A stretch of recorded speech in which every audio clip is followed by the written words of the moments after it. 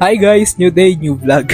So yun, tara samahan nyo akong gumala dito. So ang kwento dito guys, is napadaan lang kami. So yun, gutom na lahat. So gustong kumain ng lahat. Kaya yun, napay-stop kami dito. So yun guys, di ko na napakita lahat ng food na meron sila dyan. So yung food na lang na nabidyohan ko dito is yung kung saan kami bumili. Yun nga guys, ito pala yung mga binili namin. Tapos ang mas nakaka-excite dito is ito. Kasi guys, legit, yan ang first time ko makakain yan. Yun, dati guys, napapanood ko lang siya sa mga ibang vlog. Tapos nakikita ko lang siya sa mga TV, sa mga posts sa Facebook, sa YouTube, sa TikTok, ganyan. Tapos nagulat ako guys, ganito lang pala siya ginagawa. So, parang may binubuhos sila na parang tubig na sobra-sobrang lamig ata. Tapos yun, after nilang buhusin ng sobrang lamig na tubig, inahalo na nila yan, tulad niya. Tapos yan guys, sobrang excited na ako dyan. Kaya yan, let's go, titikman na natin. So yun nga guys, chocolate yung pinili ko na serum. So yun, nakahalata ata si kuya na nagbibideo ako, kaya dinamihan niya. Actually guys, sa iba hindi ganyan kadamo. Nagulat ako. So sobrang dami ng